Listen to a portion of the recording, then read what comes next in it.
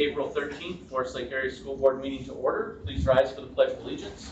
Allegiance to the flag of the United States of America and to the republic for which it stands, one nation under God, indivisible, with liberty and justice for all. Member Clerk, please take a roll. Yes. Member Riggleline. Here. Member Corcoran's absent. Member Hankin. Here. Member Peterson. Here. Member Rayfield. Here. Member Christensen. Here. And Member Tyson. Thank you, Member Clerk. If anybody is out in the lobby who can't hear, there is some standing room in here. Please feel free to work your way in. With that, we will move on to a motion to approve tonight's meeting agenda. Prior to the motion, I have a point of order or point of information I'd like to make. Go ahead. In the last board meeting, several legal and ethical issues concerning the A&I plan were presented. I have requested a written legal opinion on those matters several times now. In accordance with policy 110, when will that written opinion point be of provided to information the is board? out of order. This is a motion to approve tonight's meeting agenda. Precisely, there's an item on the agenda. There is a motion and a second on the table. So we're not finding information. No, in that case, I do have a point of information that concerns the agenda. There's an item on the agenda that this is pertaining to. Yeah, that would be germane to the motion or the item on the agenda under discussion, not a point of information before the motion hits the floor. We have not voted or had discussion on whether or not on that motion. So we first need to move for discussion on the motion. In that case, discussion. All right, so we have a motion. Any discussion? Yeah, I moved to strike item 4.1 from the agenda, please. Second. We already have a motion on the floor. Is this an amendment? Yes. We have an amendment and a second. Do we have any discussion on the amendment? Member Eveline. Yes, this is a point of information again. In the last board meeting, several legal and ethical issues concerning the A&I plan were presented. I have requested a written legal opinion on those matters several times now. In accordance with policy 110, which for the audience here is the adequate information to proceed action, when will that written opinion be provided to the board? So we did not ever receive a formal request for a written legal opinion. You asked for a copy of the legal written opinion, of which we never obtained. We did not get a written legal opinion. We had a conference call with the legal staff of the school district. Which one was that? I'm happy to share the results of that conference call, which is the attorneys believe that we are in strong legal standing to continue forward with this plan. Which attorney is that? The Margaret, the one that was approved in January. And they will not provide that in writing? We did not request it in writing. Member Chair. So in respect to the amendment to strike the agenda item, I would say that I would like to see the agenda item stay in. It feels like, and I think the public can see, that Member Haglund and Member Rabeline might be concerned that if they're against this agenda item, it means that they will be in favor of cutting $800,000 from our budget. But my suspicion is that they've got a bunch of promises to their supporters that they'll fight against any of these things. So they're in kind of a bind. That's a personal attack against So they're, members. That so is I don't, uncalled I'm just for. saying my observation. So they're in a bit of a bind that cutting That will not take place, and then the illegals Please can a vote remain in to order. violate a state statute. Order. So that's what so that's my concern about this amendment. It feels like it gives them an out and makes it look like it's our fault that they want to cut $800,000, even though we're in support of this. And so I'm going to vote against this amendment. Member Rayfield, further discussion. Member Eveline. Can I ask why this wasn't brought to the board earlier? Say January, February, when we had plenty of time to discuss. Obviously, the community cares. I received probably 100 emails, 95% of which do not support this program. Obviously, the community has an interest in it. In fact, we could go back to December. This could have passed then. So as a matter of fact, I'd be happy to take that question on. So this was brought up in your January orientation, and this was moved forward in March as it has been done traditionally in the past. And in March, you requested via email an extension on that timeline. We reached out to MDE. We were granted an extension on the timeline. From MDE, we submitted the plan timely, March 14th, without signatures, and allowing MDE to know that we would move this forward at a future meeting date, so that you and Member Haglund, who both spoke about needing more time to review the plan, would have that time. We then brought it up at the May meeting or at the April meeting, and the both of you walked out, resulting in us adjourning the meeting without a quorum, and here we are. That brings us to today. Member Chair. Member Rayfield? So the fact that Member Haglund and Member Raveline asked for a delay seems to support my point that these are just shenanigans, so they don't have to take responsibility for cutting $800,000 from our budget to fulfill the promises to their Facebook group. I would be happy to address that. I have been very open about the fact that I do not support the A&I program. I have responded to every single email I've received. If anybody in the audience has sent me an email and has not received a response, please reach out to me directly. I've even sent my phone number there, so that there is no mystery there. I was informed, again, I stated this in the email too, that I may have misunderstood, but I was under the perception that the due date was April 15th. I only learned that it was March 15th after the fact. My primary concern of participation in even discussing the issue is due to the legal fact. I reached out to the Minnesota School Board Association during my Phase 3 training a few weeks ago, and the advice that they gave me was that if I felt the board was doing something to jeopardize the legal standing of the district or the board itself, that I should do everything in my power to make that well known. And if the board still insisted on following through, that I should remove myself. That's what happened a week ago. It appears that it may happen again later today.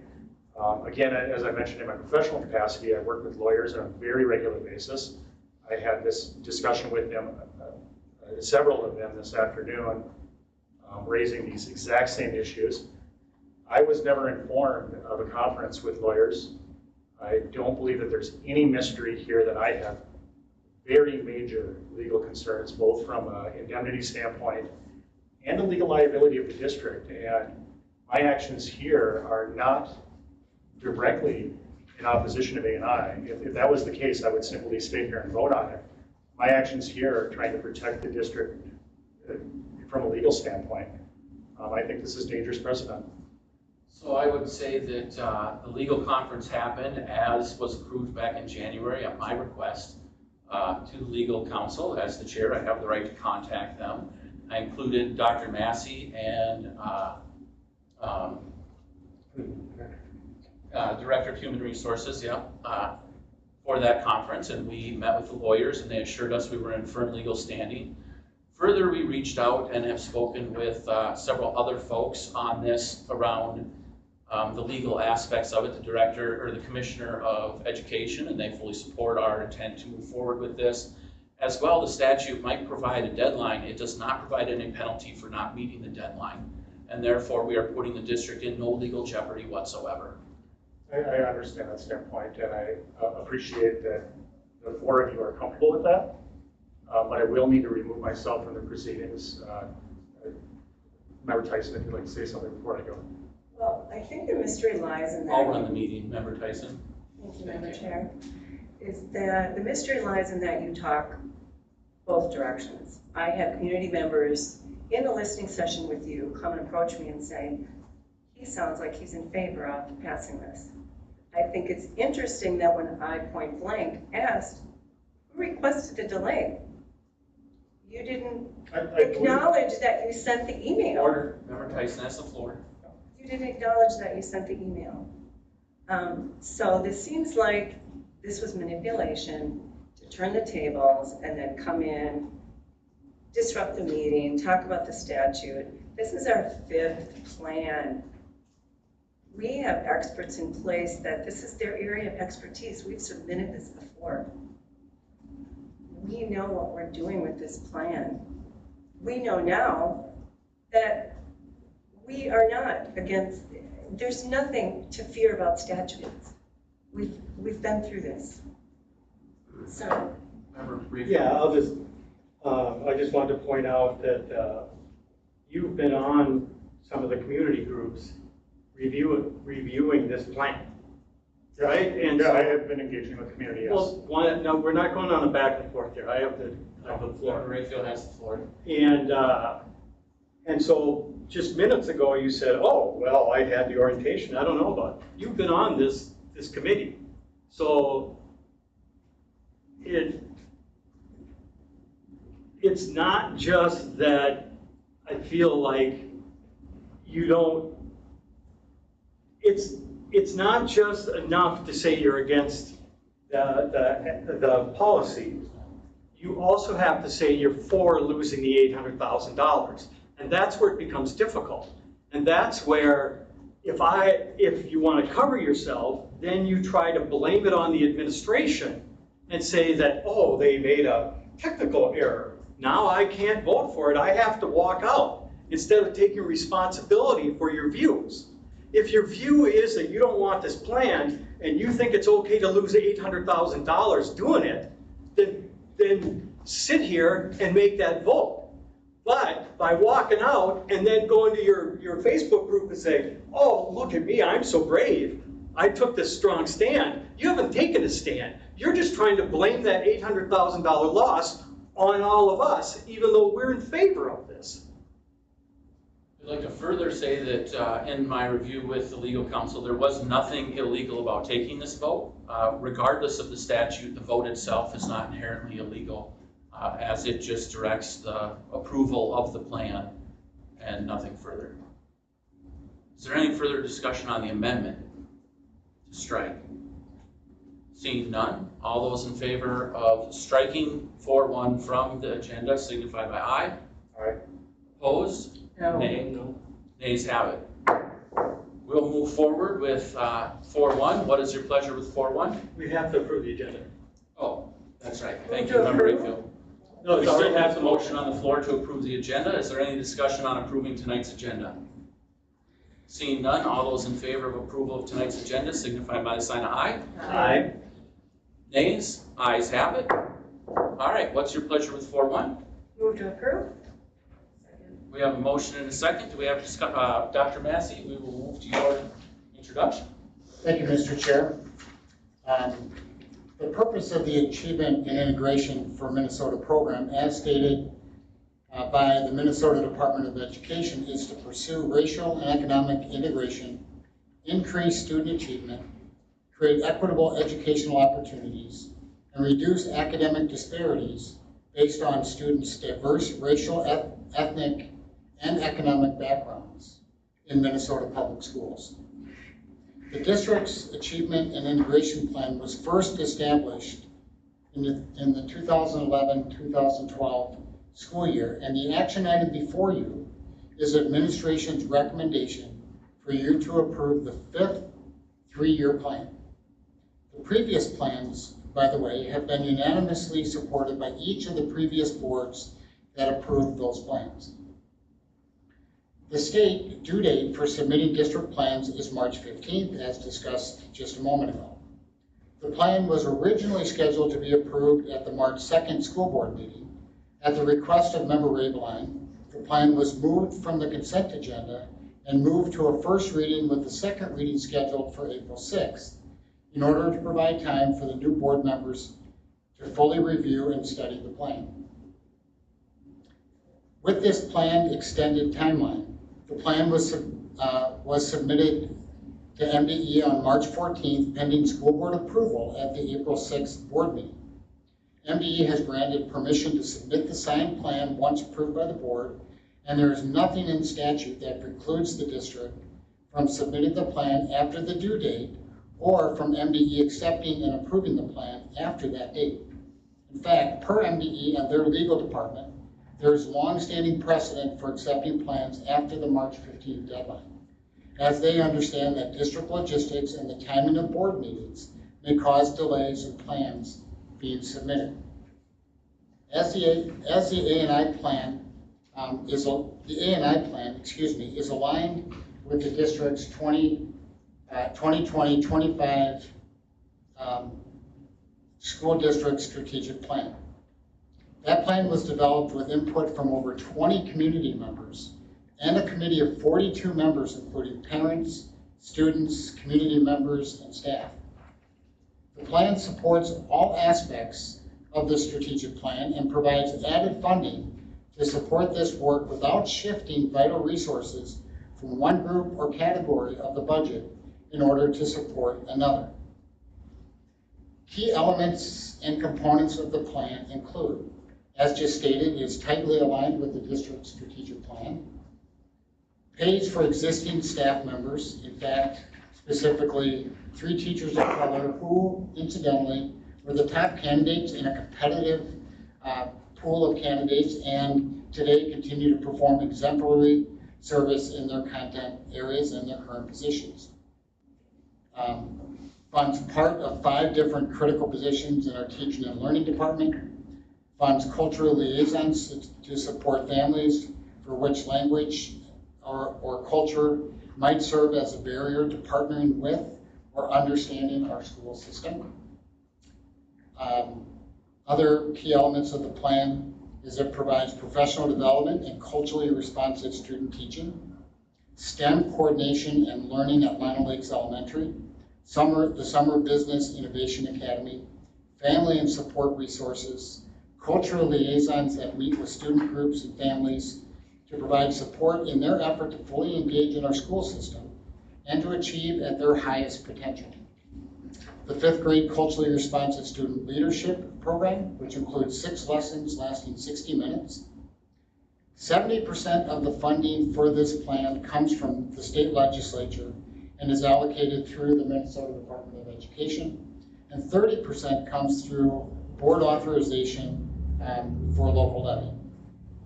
As you consider this plan, understand that the plan better allows the district to ensure that regardless of income, race, or other barriers, all student groups are equally represented in advanced courses. All student groups are equally represented in co-curricular activities, including band, orchestra, choir, theater, and athletics. That all student groups are achieving equally and that disparities in achievement are not predictable based on income or race. That students are able to see themselves in the curriculum and their teachers.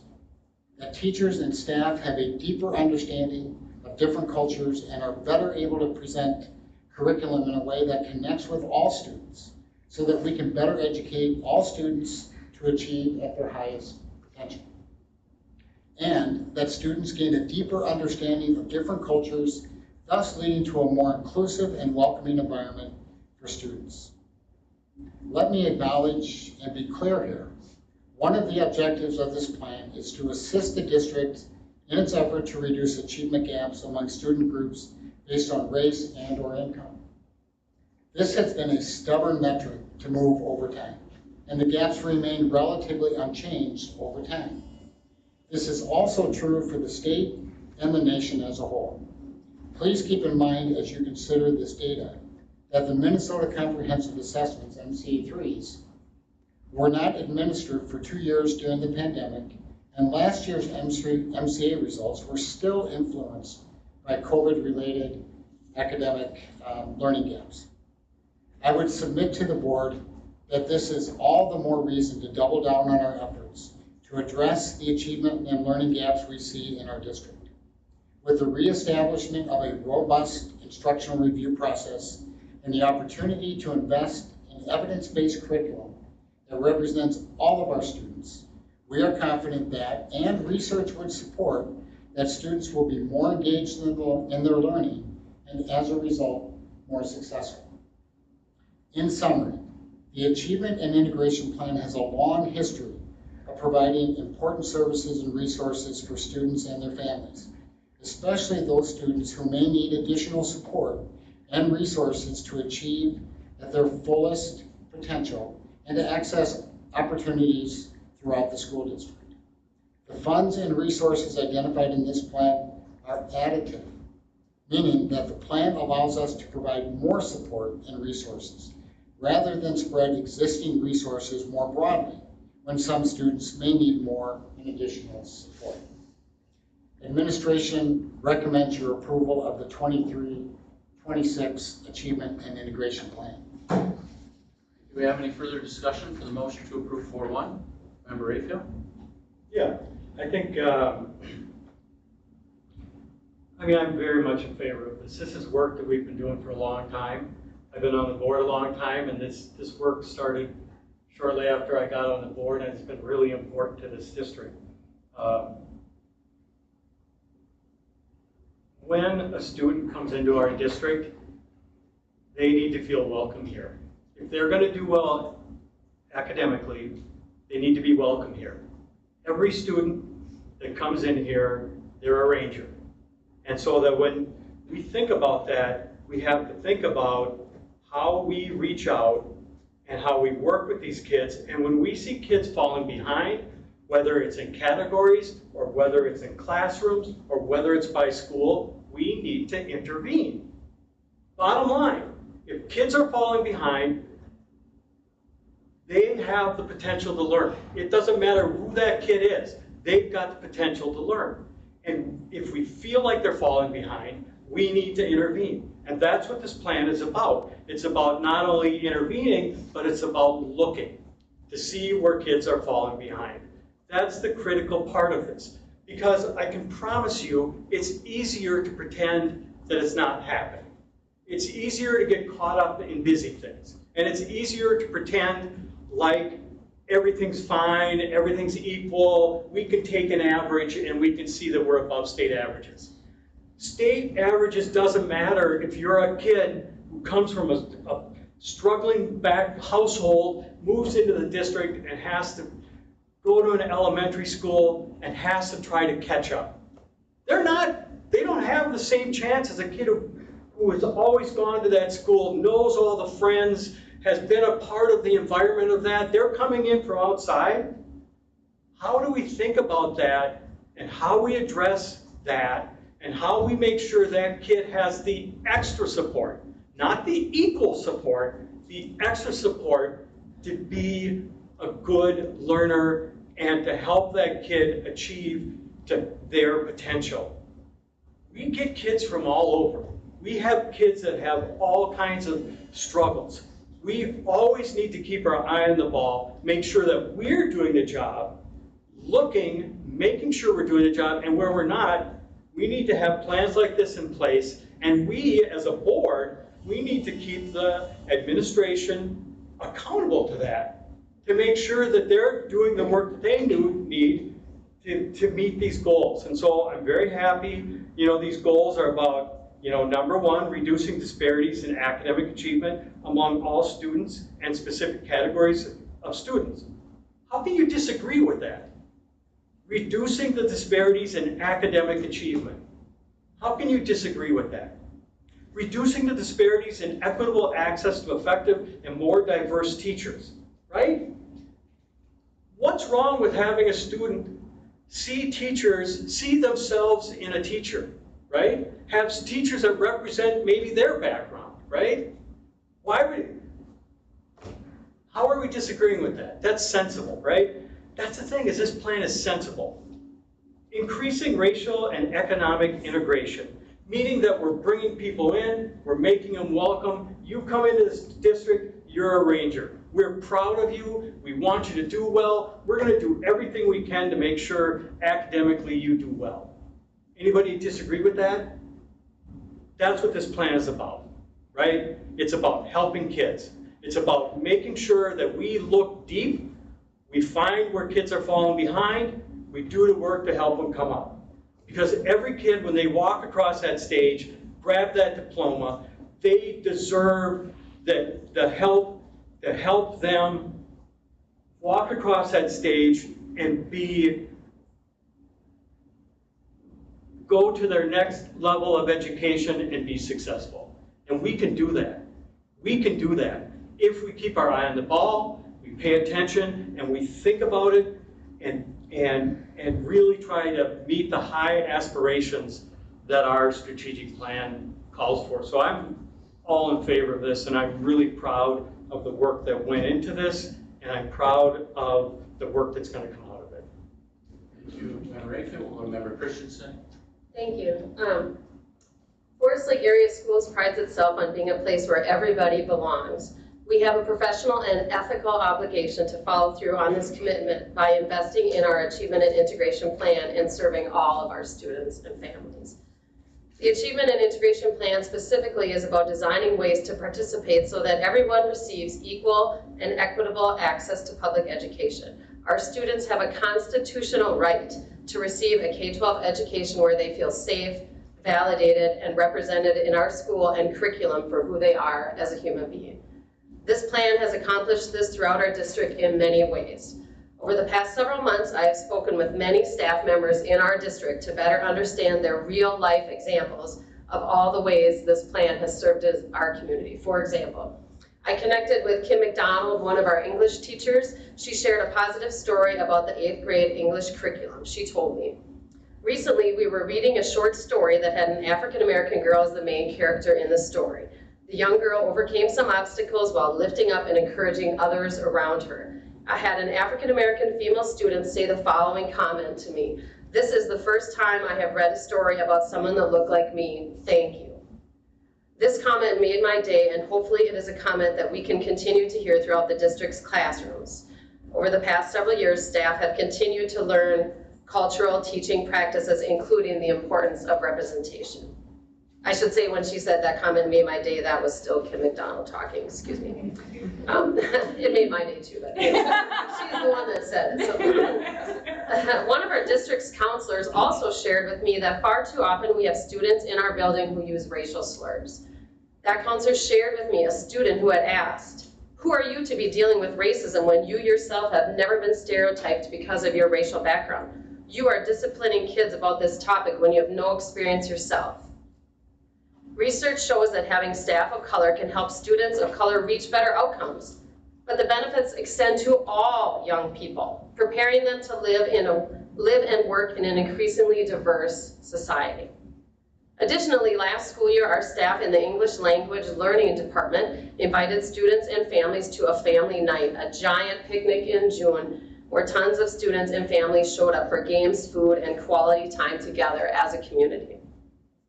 All students and their families were welcome to attend this event. It was such a meaningful experience for kids who often don't get to participate in extracurriculars due to socioeconomic barriers or other factors out of their control. They had a designated opportunity to see peers and families outside of school that was special to them and validated their importance in our community. Taking away this money is taking away our community's ability to validate our underrepresented and underserved families, and it silences our ways to say to them, "We see you, we hear you, you are an important part of our community." Our cultural liaisons are also supporting events like these for our community as a whole. They are an integral part of pulling all of our families into large community events and activities. I have given just a few examples of how these funds have provided unique, enriching, and education opportunities for our students. I have yet to hear a specific example of how this plan has harmed or hindered any students in our district. I will be voting in support of this plan. Thank you. Member Christensen. Member Tyson. Thank you. Well, first I want to thank parents and community members district-wide for reaching out with questions and comments. It is always good when we have an opportunity to clarify things. It brings growth, shows our transparency, and ultimately benefits our students. For those who spoke what was on their hearts last week, I apologize. After a 3-hour wait, a decision should have taken place. In my 12 years of being on the board and the implementation of our Achievement Integration Plan, I've seen the value that this plan provides to our students. It doesn't take funds away from other students or programs. It adds resources and opportunities. Parents and community members district-wide are expecting the good work brought about by the Achievement and Integration Plan to continue in our district. I want to assure people that the district officials that submit the plan are highly trained, and this is their area of expertise. There was simply no delay, no statute issue. A Waconia senator misspoke. It was planned out to extend per request of members Ringeline and Hagelin to learn more about the plan. And unfortunately, their seats sit empty tonight. A quote from the MDE Communications Director in today's Forest Lake Times, Kevin Burns, who was asked about the legal implications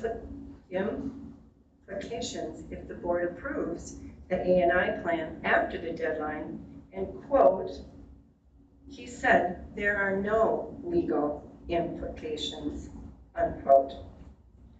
Concerned people can be assured and now refute and recognize misinformation they are reading on Facebook sites. I ask my fellow board members to join me in support, because I am voting yes, to continue the good work of our Achievement Integration Plan. Thank you.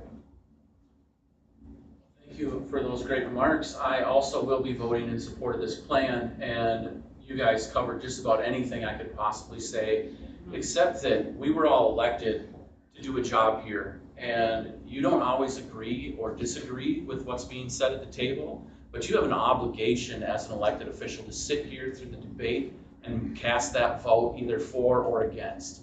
And I really am disappointed that other people took the opportunity to walk out the door without doing the job they were given by the community as an elected official. And seeing no further discussion, I would ask all those in favor of passing 4-1 to signify by the sign of aye. Aye. Those opposed? The ayes have it.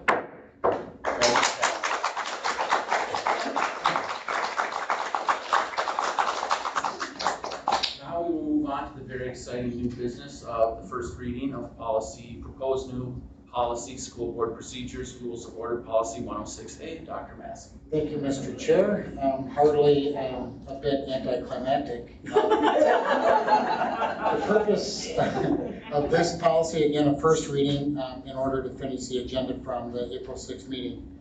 The purpose of this policy is to provide specific rules of order to conduct meetings of the school board. This is all new language being presented to you. This would be a new policy adopted largely from the Minnesota School Boards Association and their recommended policy. I would advise you to read through that and reach out if you have any questions in the interim. Thank you, Dr. Massey. Got one more. Thank you. Hold on. All right. 5-2, first reading, public and private personnel data policy 406. And the purpose of this policy is to provide guidance to school district employees as to the data the school district collects and maintains regarding its employees, volunteers, independent contractors, and personnel. The only noted change here is defining the reference to the Code of Federal Regulations, section 106.103. Other than that, the policy remains intact. With that, a motion to adjourn would be in order. So moved. Second? I have a motion and a second. All those in favor of adjournment signify by the sign of aye. Aye. Opposed? Meeting's adjourned.